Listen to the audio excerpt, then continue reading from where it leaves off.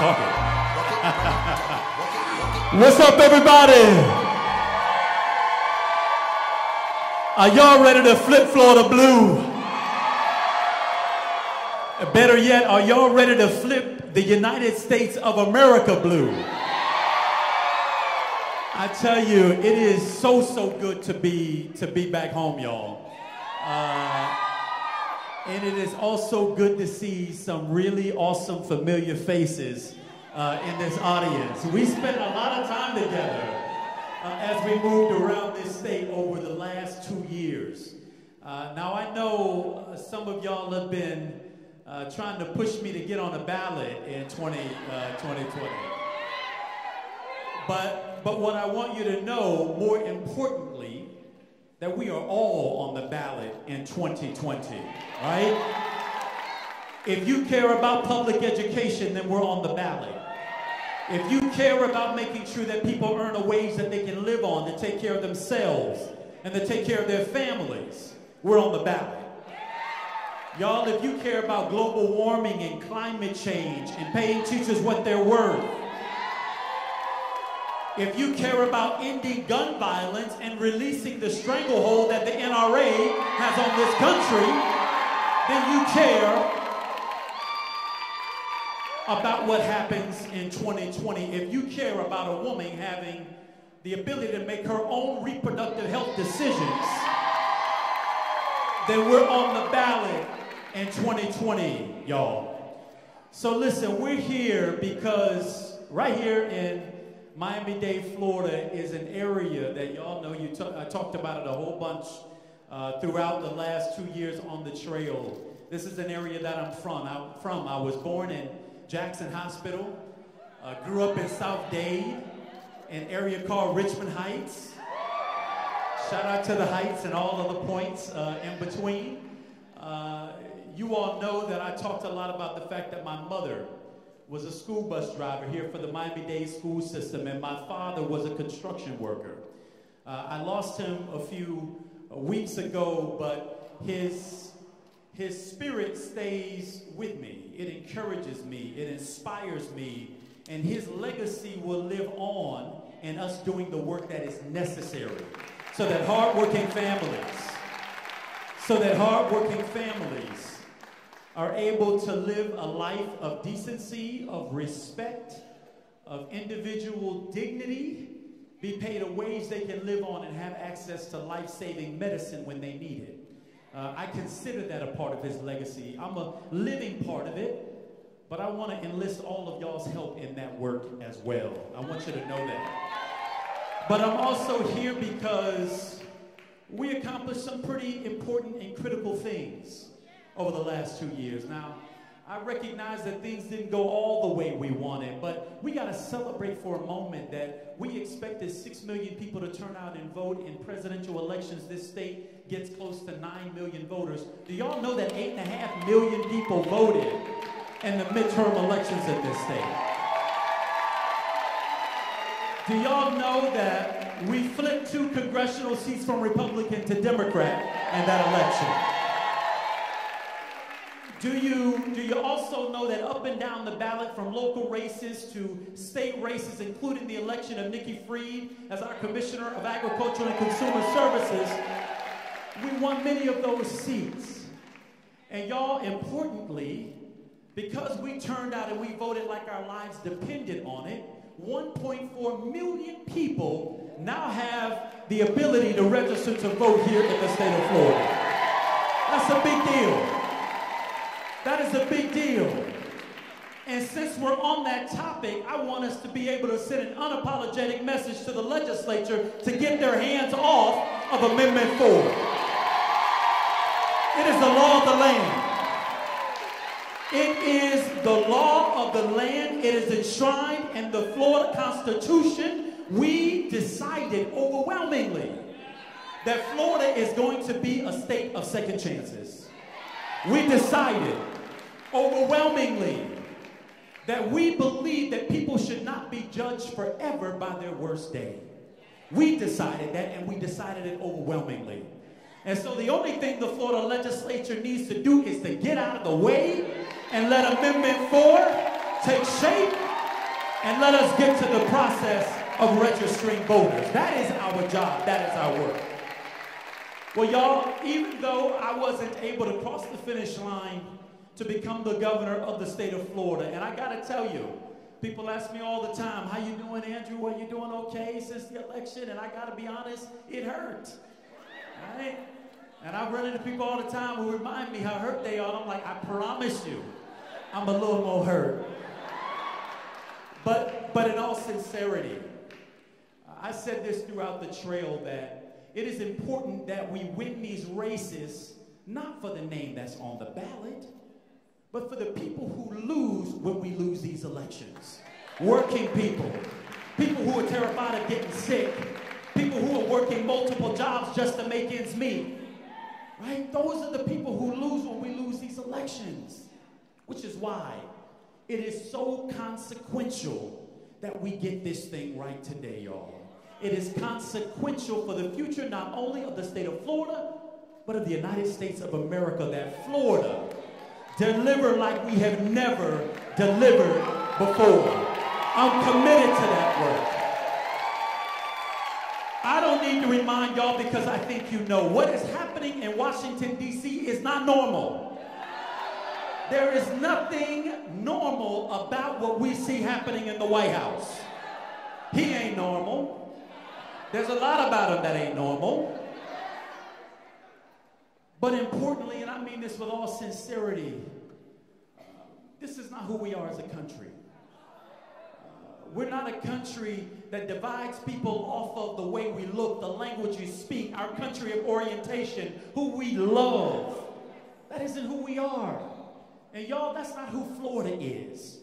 And that's why we have got to get our act together in this state and get busy flipping Florida blue. Flipping Florida blue. Now, this is not an easy mission, y'all, that we are about to pursue. This mission takes work. We're not going to be able to shortcut our way through the process. I learned that in my own race. While I wanted to be governor of the state of Florida, I also recognize that change doesn't happen just through one election. That this race, although it was about winning the race for governor, it was never just about that. It was also about what it was that we were going to do to build a movement, a lasting movement, a sustaining movement that would push us not just to that election, but through that election to the next one so that we win it, and the next one so that we win it, and the one after that so that we win it. Think for a moment, what if Dr. King had gotten turned around when those pastors said, get out of here, you rebel rouser? Go back someplace else, we're just fine around here. What if Rosa Parks decided that she was going to get up and head to the back of the bus? Right? What about all those foremothers and forefathers? Dolores Huerta, right? Cesar Chavez, right? Gloria Steinem. All of those amazing tall figures across American history. They were ordinary people who did things extraordinarily well. They persisted. They pushed through. In spite of their setbacks and in spite of their losses, in spite of the winding road along the way to progress, they stuck to it. So y'all, that is what we have to do. Take it from me, right? My name was on the ballot. We got 32,000 votes close, right? Because of y'all. And although we didn't cross that finish line, we don't give up. We don't give out. We don't throw this thing away. We don't walk away. We show up that next day. And the day after that, and the day after that, until we get what we want. Frederick Douglass was right, y'all. Power sees nothing without a demand. And as far as I'm concerned, my interpretation of that is the best way to make good on that demand is to show up and to show out and tell our elected officials from Washington, D.C. to Tallahassee, Florida, to down the street that we have the power to put them in office and the power to take them out. Right? We the people. We the people. We the people are greater than the people in power. Right? We got to know that. We have to believe that. We have to command that. And we got to go to work to make that true. And so today I came down here to Miami-Dade, Florida to share with you and our partners and so many others that we are going to make a commitment that all that we went through, all that we worked for, the 70,000 volunteers who organized on our behalf across this state, the over 1 million cell phone conversations that we opened up two-way communication with, the 4 million plus voters that we received, the people who care deeply about this state, that collectively we are going to commit ourselves to registering and engaging 1 million voters between now and 2020's presidential election. 1 million voters between now and the presidential election. I want you to understand. I want you to understand the significance of this goal. When Barack Obama was on the ballot here in the state of Florida in 2008, Democrats had a registration advantage of over 700,000 more registered Democrats than Republicans. When I was on the ballot this last November, that advantage had shrunk to fewer than 250,000. A precipitous decline in our registration. Now, I'm smart enough to know that everybody registered doesn't necessarily vote. But I'm smart enough also to know that you want as many marbles on the table, so if a few of them fall off, it doesn't cost you the election. Right? Well, y'all, I'm committed, and I hope you're equally committed to recognizing that the road to the White House runs through Florida. We can deny Donald Trump a second term right here in the state of Florida. Right here in the state of Florida. But in order to do that, it's going to require us to get to work. It's going to require us to be disciplined and surgical and committed day in and day out until we reach election day in 2020 to register and engage as many voters as we can. It is time out. It is time out for showing up on a voter's doorstep 3 weeks out from an election. It is time up for waiting until we get into an election year or waiting for a nominee to get to the hard work of registering and engaging voters. Why would I show up for you if you haven't shown up for me? Right? Why would I respond to your call to go out and vote if I've never heard from you before? If you've never been on my block, if you've never taken the time to hear the things that keep me up at night, the things that are my greatest concern, but also the things that make me hopeful about the future, right? Why would I care about that if going out and voting if you don't show that you care about me in that way? So y'all, this has to be a deeper level engagement. Right? This isn't the sexy work. I gotta admit. I'm sure it's probably more fun for some of those out there running for president. I'm sure it's probably more fun to be out there on a campaign trail in pursuit and in support of a singular candidate. This is the hard work of democracy. This is the hard work of democracy. Right? It requires that we get out there and that we organize and that we activate and that we produce a voter who is going to show up not just on election day, but on the day after. They're going to be there to hold you accountable. Right? That's the kind of voter that we have to create. And so I want to call out just a few of those partners who are going to work with us in this effort. There are many groups that have been doing this difficult work day in and day out. They've done it without a lot of salutes. They've done it without a lot of recognition. They've done it without having to accept a lot of applause. And now what we want to do is help them scale that work up so that we can get to this goal. I am proud to be in this work, not just with those of you in this room, but I'm proud to be in this work with organizations like the Florida Democratic Party, like the Service, like SEIU, who is in the house, like Dream Defenders, who are in the house, like Organized Florida, and like the Florida Immigrant Rights Coalition, who is doing difficult work day in and day out, like People for the American Way and People for the American Way Foundation. I'm excited to be in partnership with them. But y'all, I gotta tell you, I am excited to be in partnership with all of you. We've got work to do. How many of y'all know we got work to do?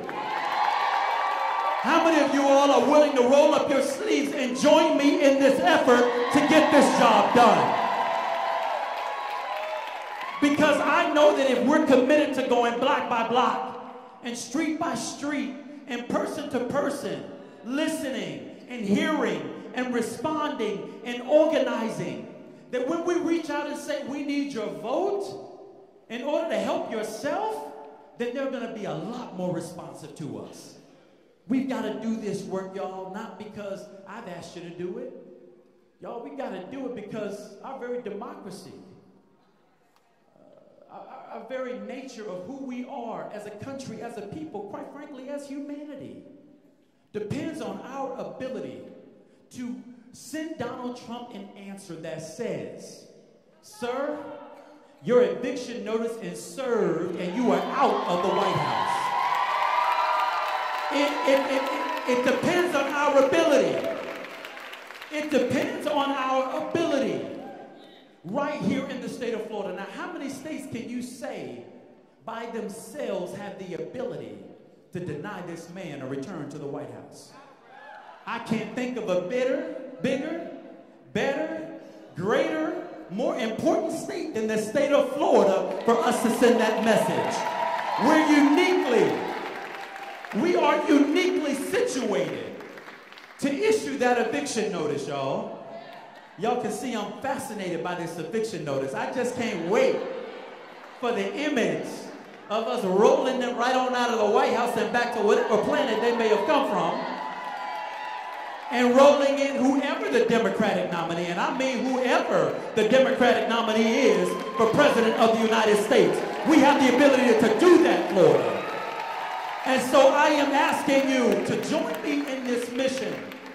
I'm asking you to join side by side with me and commit ourselves to this audacious goal. Now, there are going to be haters and deniers and people who say it's not possible.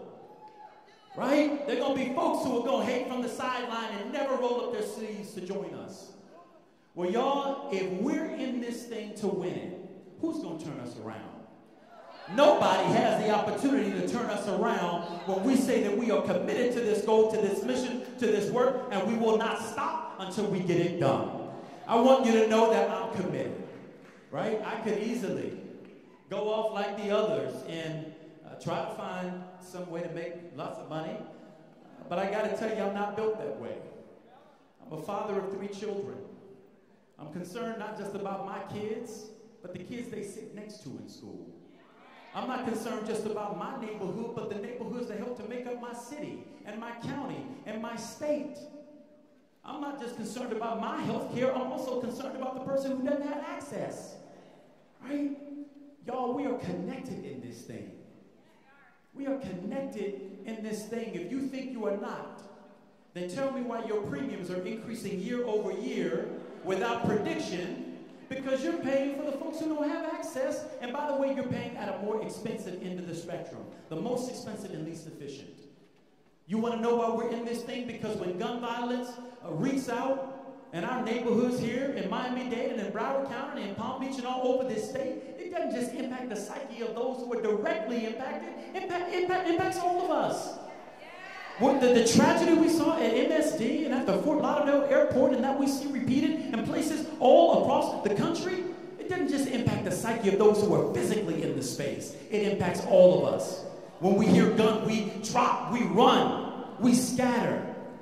And the stains of that stay with us, and they stay with our kids and our families. Donald Trump would have us to believe that the only way we do better is by stepping on our neighbors. Well, y'all, I reject that. The only way we do better is when we do better. That's how we do better as a nation. That's how we come up as society.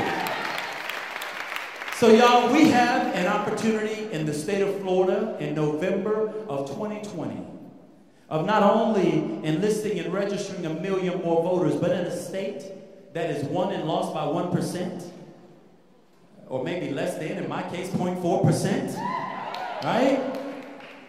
In a state that is won and lost by that close a margin, don't you think if we can put 2 million new voters on the table, what that will mean for the future of the state of Florida and the country? Come on. Come on. We can win this thing. So I want y'all to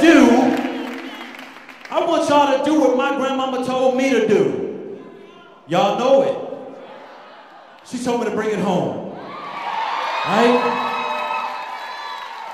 She told me to bring it home, not just to my house, but to your house. And to the homes of the people whose names we cannot call. The faces we cannot recognize. We got to bring it home. That didn't end with a campaign for governor. That mission is higher than any one individual in any one election. Well, y'all, if we do our job and we bring this thing home, November of 2020, we are going to evict Donald Trump and send a Democrat to the White House. I believe we can do it. I believe we can do it. I believe we can do it. If you believe we can do it, let me hear you say, yes, we can. Let me hear you say, yes, we can. And let me hear you say, bring it home. Let's bring it home, everybody. God bless you. We got work to do. Let's flip Florida blue, and let's flip this country blue in 2020. God bless you. God bless you.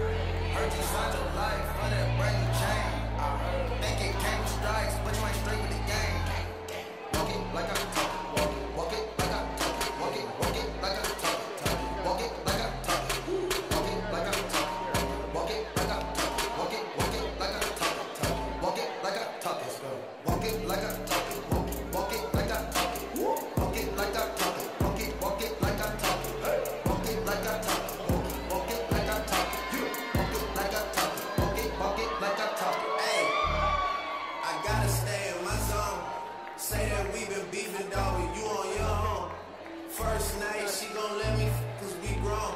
I hit her, gave her back to the city, she home.